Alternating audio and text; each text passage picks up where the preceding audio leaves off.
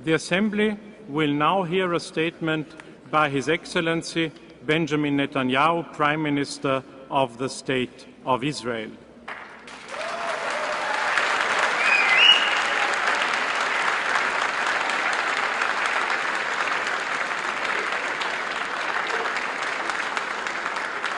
I have great pleasure in welcoming His Excellency Benjamin Netanyahu, Prime Minister of the State of Israel. Thank you. Thank you. I invite him to address the General Assembly. Thank you, Mr. President. Ladies and gentlemen, Israel has extended its hand in peace from the moment it was established 63 years ago. On behalf of Israel and the Jewish people, I extend that hand again today. I extend it to the people of Egypt and Jordan with renewed friendship for neighbors with whom we have made peace. I extend it to the people of Turkey with respect and goodwill. I extend it to the people of Libya and Tunisia with admiration for those trying to build a democratic future. I extend it to the other peoples of North Africa and the Arabian Peninsula with whom we want to forge a new beginning. I extend it to the people of Syria, Lebanon, and Iran with awe at the courage of those fighting brutal repression. But most especially, I extend my hand to the Palestinian people with whom we seek a just and lasting peace.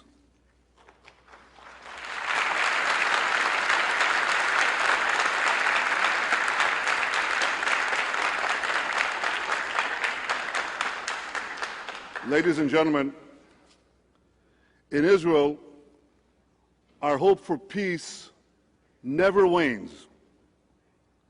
Our scientists, doctors, innovators apply their genius to improve the world of tomorrow. Our artists, our writers enrich the heritage of humanity. Now, I know that this is not exactly the image of Israel that is often portrayed in this hall. After all, it was here in 1975 that the age-old yearning of my people to restore our national life in our ancient biblical homeland, it was then that this was branded shamefully as racism. And it was here in 1980, right here, that the historic peace agreement between Israel and Egypt wasn't praised. It was denounced. And it's here, year after year, that Israel is unjustly singled out for condemnation. It's singled out for condemnation more often than all the nations of the world combined. 21 out of the 27 General Assembly resolutions condemn Israel, the one true democracy in the Middle East.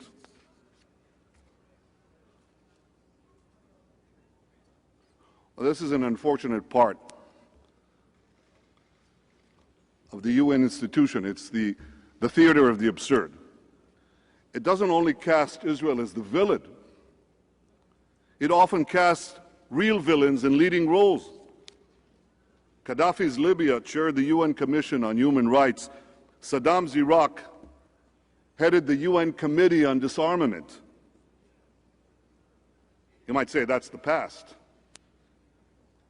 Well, here's what's happening now, right now, today. Hezbollah-controlled Lebanon now presides over the UN Security Council. This means, in effect, that a terror organization presides over the body entrusted with guaranteeing the world's security. You couldn't make this thing up. So here in the UN, automatic majorities can decide anything. They can decide that the sun sets in the west or rises in the west. I think the first has already been preordained. They can also decide, they have decided, that the Western Wall in Jerusalem, Judaism's holiest place, is occupied Palestinian territory. And yet, even here, in the General Assembly, the truth can sometimes break through. In 1984, when I was appointed Israel's ambassador to the United Nations, I visited the great rabbi of Lubavitch. He said to me, and ladies and gentlemen, I don't want any of you to be offended, because from personal experience of serving here, I know there are many honorable men and women, many capable and decent people serving their nations here. But here's what the Rebbe said to me. He said to me, "You'll be serving in a house of many lies." And then he said, "Remember that even in the darkest place, the light of a single candle can be seen far and wide." Today, I hope that the light of truth will shine, if only for a few minutes, in a hall that for too long has been a place of darkness for my country. So as Israel's Prime Minister, I didn't come here to win applause. I came here to speak the truth. The truth is,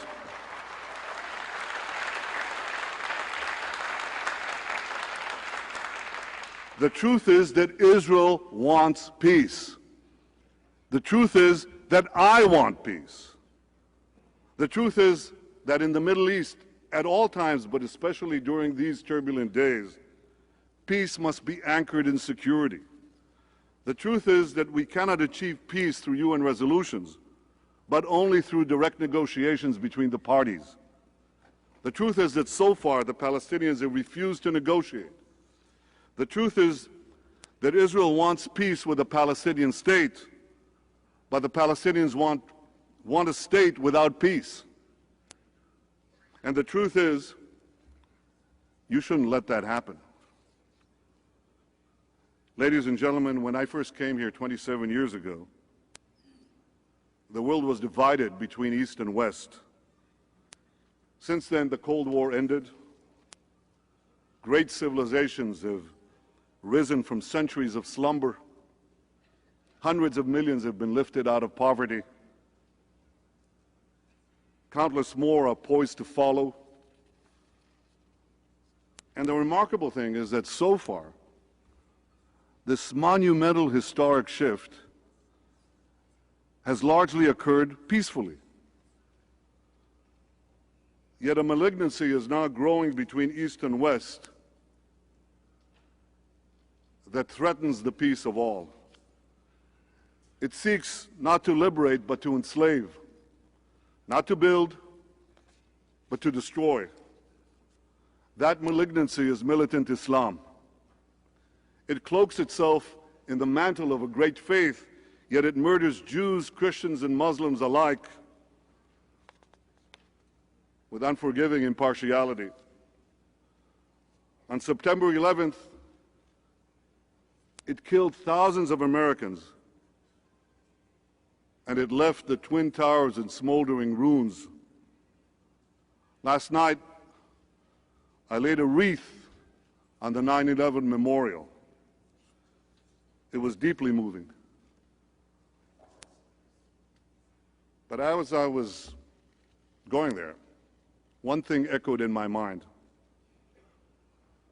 The outrageous words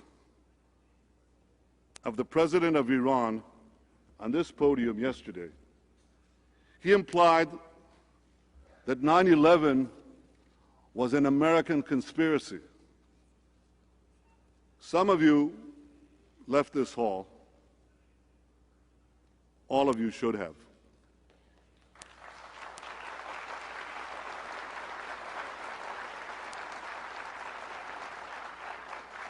Since 9/11, militant Islam has slaughtered countless other innocents in London and Madrid, in Baghdad and Mumbai, in Tel Aviv and Jerusalem, in every part of Israel. I believe that the greatest danger facing our world is that this fanaticism will arm itself with nuclear weapons. And this is precisely what Iran is trying to do. Can you imagine that man who ranted here yesterday? Can you imagine him armed with nuclear weapons? The international community must stop Iran before it's too late. If Iran is not stopped, we will all face the specter of nuclear terrorism, and the Arab Spring could soon become an Iranian winter. That would be a tragedy. Millions of Arabs have taken to the streets to replace tyranny with liberty, and no one would benefit more than Israel if those committed to freedom and peace would prevail. This is my fervent hope. But as the Prime Minister of Israel, I cannot risk the future of the Jewish state on wishful thinking. Leaders must see reality as it is, not as it ought to be. We must do our best to shape the future, but we cannot wish away the dangers of the present. And the world around Israel is definitely becoming more dangerous. Militant Islam has already taken over Lebanon and Gaza. It's determined to tear apart the peace treaties between Israel and Egypt and between Israel and Jordan. It's poisoned many Arab minds against Jews in Israel, against America and the West. It opposes not the policies of Israel, but the existence of Israel. Now, some argue that the spread of militant Islam, especially in these turbulent times, if you want to slow it down, they argue, Israel must hurry to make concessions, to make territorial compromises. And this theory sounds simple. Basically, it goes like this: leave the territory and peace will be advanced. The moderates will be strengthened, the radicals will be kept at bay, and don't worry about the pesky details of how Israel will actually defend itself. International troops will do the job. These people say to me constantly, just make a sweeping offer and everything will work out. You know, there's only one problem with that theory. We've tried it, and it hasn't worked. In 2000, Israel made a sweeping peace offer that met virtually all of the Palestinian demands. Arafat rejected it. The Palestinians then launched a terror attack that claimed 1,000 Israeli lives. Prime Minister Olmert afterwards made an even more sweeping offer in 2008. President Abbas didn't even respond to it. But Israel did more than just make sweeping offers. We actually left territory. We withdrew from Lebanon in 2000 and from every square inch of Gaza in 2005. That didn't calm the Islamic storm, the militant Islamic storm that threatens us. It only brought the storm closer and made it stronger. Hezbollah and Hamas fired thousands of rockets against our cities from the very territories we vacated. See, when Israel left Lebanon and Gaza, the moderates didn't defeat the radicals. The moderates were devoured by the radicals. And I regret to say that international troops like UNIFIL in Lebanon and UBAM in Gaza didn't stop the radicals from attacking Israel. We left Gaza hoping for peace. We did freeze the settlements in Gaza. We uprooted them. We did exactly what the theory says. Get out, go back to the 1967 borders, dismantle the settlements. And I don't think people remember how far we went to achieve this. We uprooted thousands of people from their homes. We pulled children out of their schools and their kindergartens. We bulldozed synagogues. We even moved loved ones from their graves. And then, having done all that, we gave the keys of Gaza to President Abbas. Now, the theory says it should all work out. And President Abbas and the Palestinian Authority now could build a peaceful state in Gaza. You can remember that the entire world applauded. They applauded our withdrawal as an act of great statesmanship, as a bold act of peace. But ladies and gentlemen, we didn't get peace. We got war. We got Iran, which through its proxy Hamas promptly kicked out the Palestinian Authority. The Palestinian Authority collapsed in a day, in one day. President Abbas just said on this podium that the Palestinians are armed only with their hopes and dreams. Yep, hopes, dreams, and 10,000 missiles and Grad rockets supplied by Iran, not to mention the river of lethal weapons now flowing into Gaza from the Sinai, from Libya, and from elsewhere. Thousands of missiles have already rained down on our cities. So you might understand that given all this, Israelis rightly ask, what's to prevent this from happening again in the West Bank? See, most of our major cities in the south of the country are within a few dozen kilometers from Gaza. But in the center of the country, opposite the West Bank, our cities are a few hundred meters or at most a few kilometers away from the edge of the West Bank. So I want to ask you, would any of you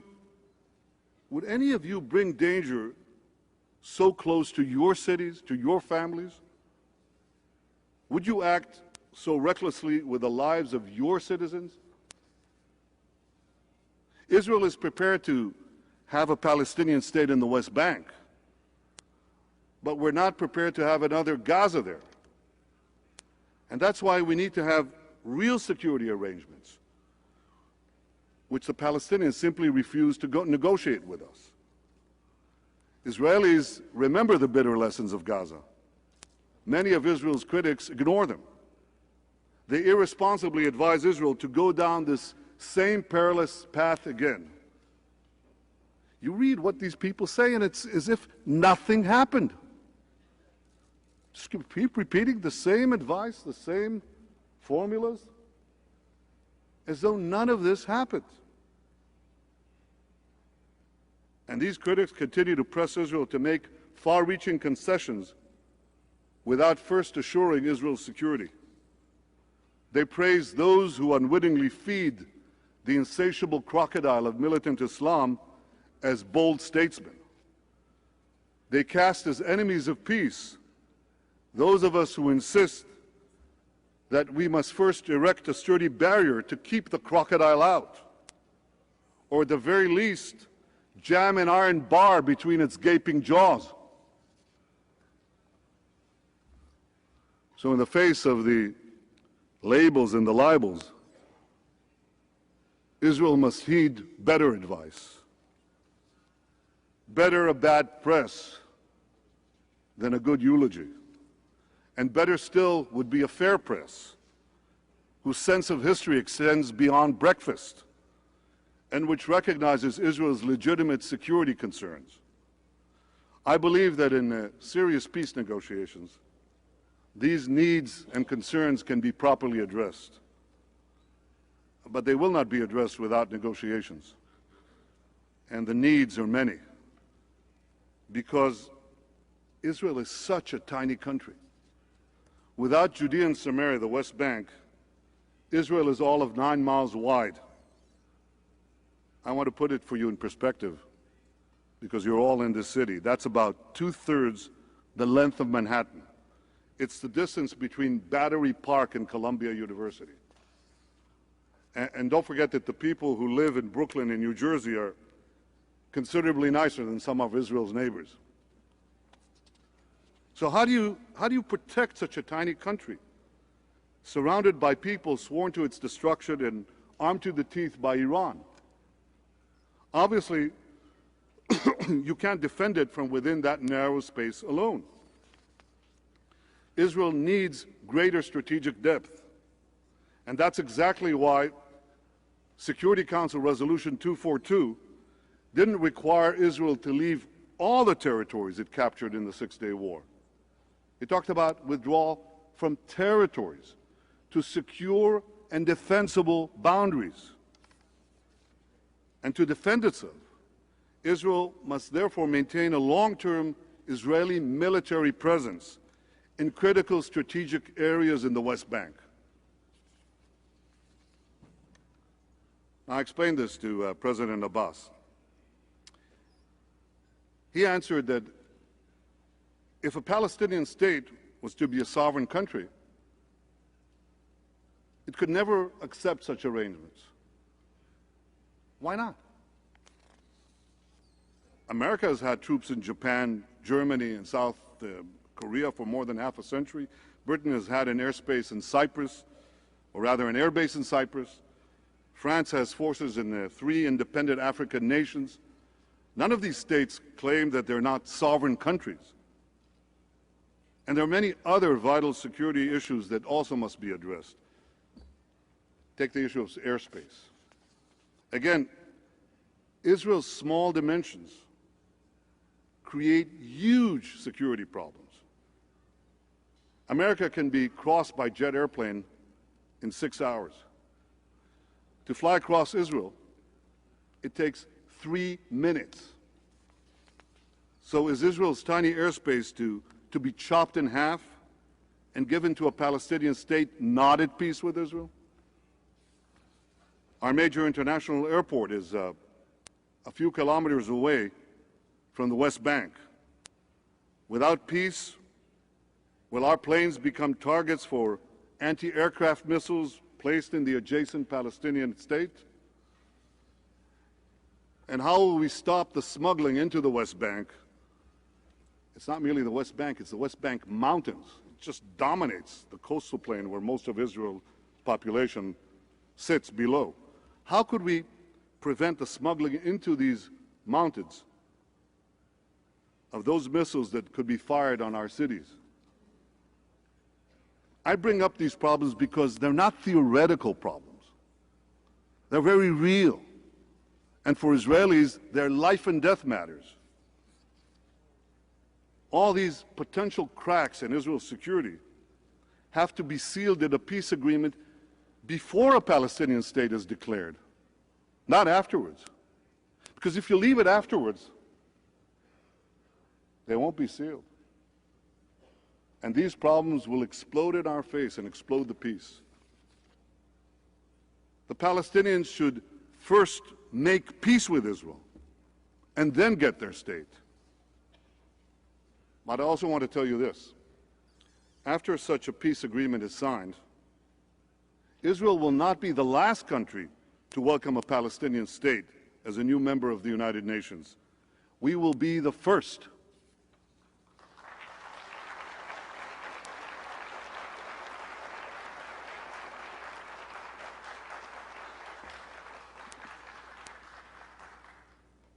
And there's one more thing.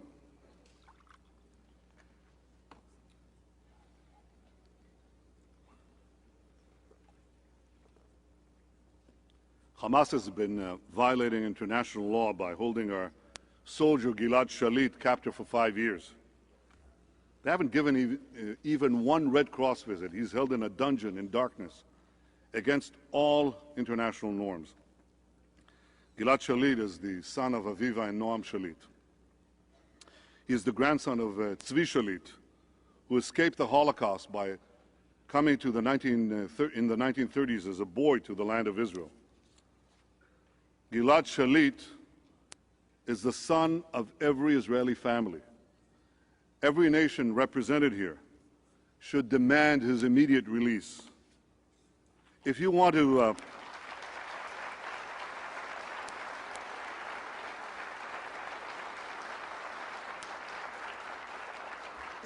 to pass a resolution about the Middle East today, that's the resolution you should pass.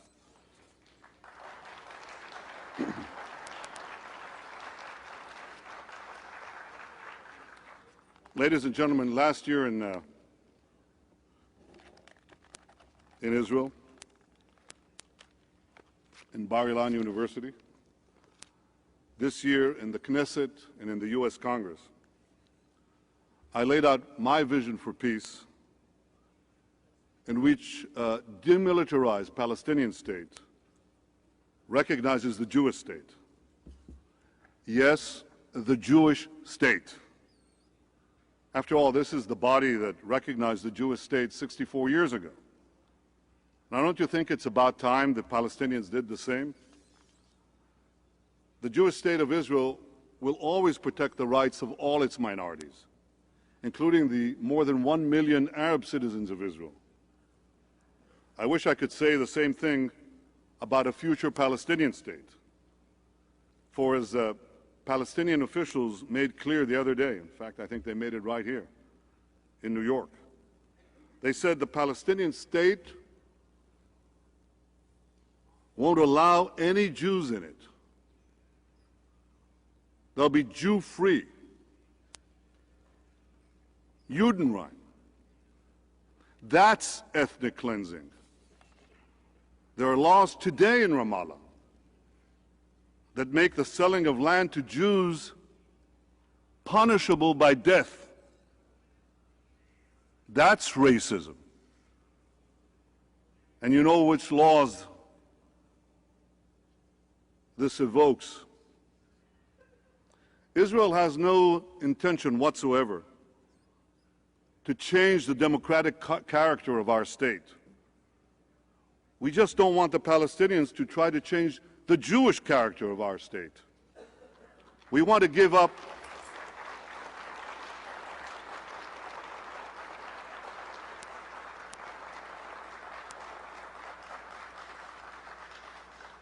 we want them to give up the fantasy of flooding Israel with millions of Palestinians. President Abbas just stood here and he said that the core of the Israeli-Palestinian conflict is the settlements. Well, that's odd. Our conflict has been raging was raging for nearly half a century before there was a single Israeli settlement in the West Bank. So if what President Abbas is saying was true, then I guess that the settlements he's talking about are Tel Aviv, Haifa, Jaffa, Beersheba. Maybe that's what he meant the other day when he said that Israel has been occupying Palestinian land for 63 years. He didn't say from 1967, he said from 1948. I hope somebody will bother to ask him this question, because it illustrates a simple truth. The core of the conflict is not the settlements. The settlements are a result of the conflict. The settlements have to be, it's an issue that has to be addressed and resolved in the course of negotiations. But the core of the conflict has always been, and unfortunately remains, the refusal of the Palestinians to recognize a Jewish state in any border. I think it's time that the Palestinian leadership recognizes what every serious international leader has recognized. From Lord Balfour and Lloyd George in 1917 to President Truman in 1948 to President Obama just 2 days ago right here. Israel is the Jewish state.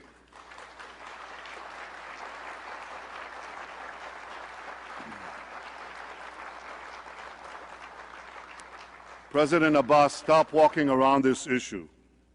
Recognize the Jewish state and make peace with us. In such a genuine peace, Israel is prepared to make painful compromises.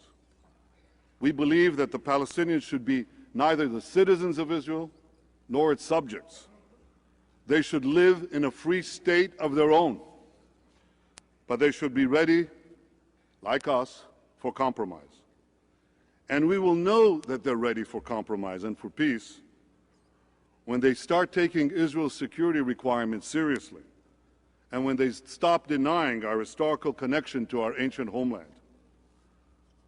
I often hear them accuse Israel of Judaizing Jerusalem. That's like accusing America of Americanizing Washington or the British of Anglicizing London. You know why we're called Jews? Because we come from Judea. In my office in Jerusalem, there's an ancient seal. It's a signet ring of a Jewish official from the time of the Bible. The seal was found right next to the Western Wall, and it dates back 2,700 years to the time of King Hezekiah.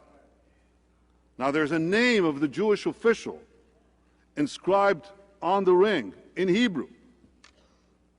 His name was Netanyahu. That's my last name. My first name, Benjamin, dates back 1,000 years earlier to Benjamin, Binyamin, the son of Jacob, who was also known as Israel. Jacob and his 12 sons roamed these same hills of Judea and Samaria 4,000 years ago. And there's been a continuous Jewish presence in the land ever since. And for those Jews who were exiled from our land, they never stopped dreaming of coming back. Jews in Spain on the eve of their expulsion, Jews in the Ukraine fleeing the pogroms, Jews fighting the Warsaw Ghetto as the Nazis were circling around them. They never stopped praying. They never stopped yearning. They whispered, next year in Jerusalem, next year in the Promised Land.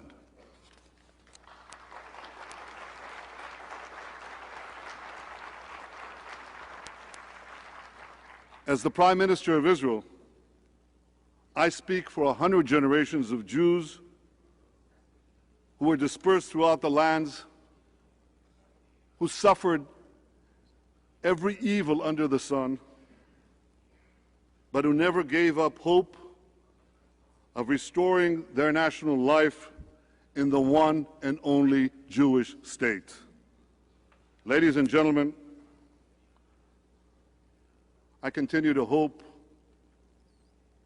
that President Abbas will be my partner in peace. I've worked hard to advance that peace. The day I came into office, I called for direct negotiations without preconditions. President Abbas didn't respond. I outlined a vision of peace of two states for two peoples. He still didn't respond. I removed hundreds of roadblocks and checkpoints to ease freedom of movement in the Palestinian areas. This facilitated a fantastic growth in the Palestinian economy. But again, no response. I took the unprecedented step of freezing new buildings in the settlements for 10 months. No prime minister did that before, ever. Once again, you applaud, but there was no response.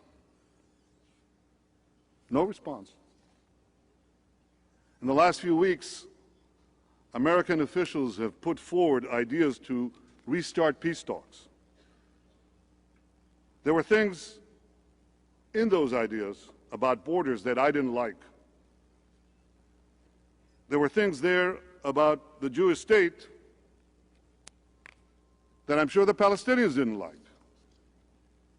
But with all my reservations, I was willing to move forward on these American ideas. President Abbas, why don't you join me?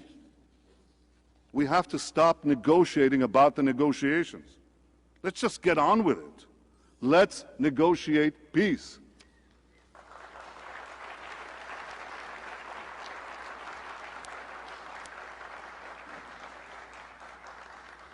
I spent years defending Israel on the battlefield. I've spent decades defending Israel in the court of public opinion. President Abbas, you've dedicated your life to advancing the Palestinian cause. Must this conflict continue for generations? Or will we enable our children and our grandchildren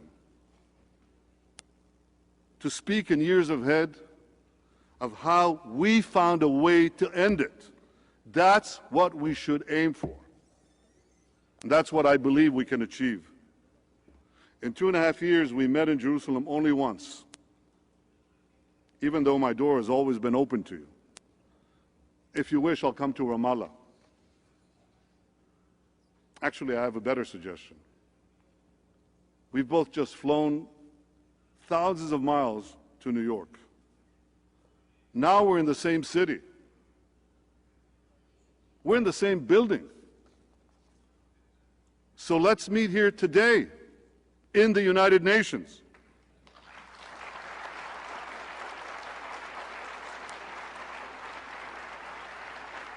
Who's there to stop us? What is there to stop us?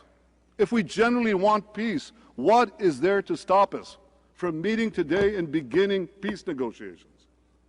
And I suggest we talk openly and honestly. Let's listen to one another. Let's do as we say in the Middle East, let's talk dugri. That means straightforward.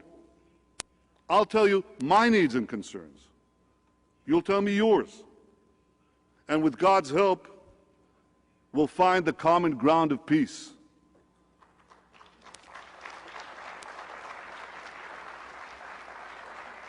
There's an old Arab saying that you cannot applaud with one hand. Well, the same is true of peace. I cannot make peace alone.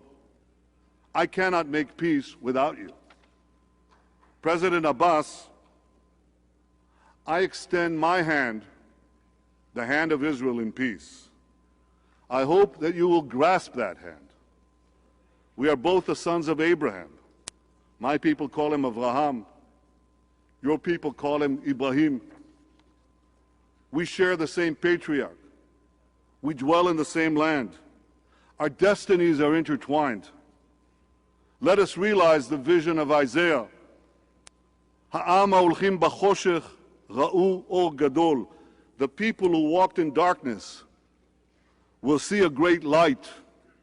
Let that light be the light of peace.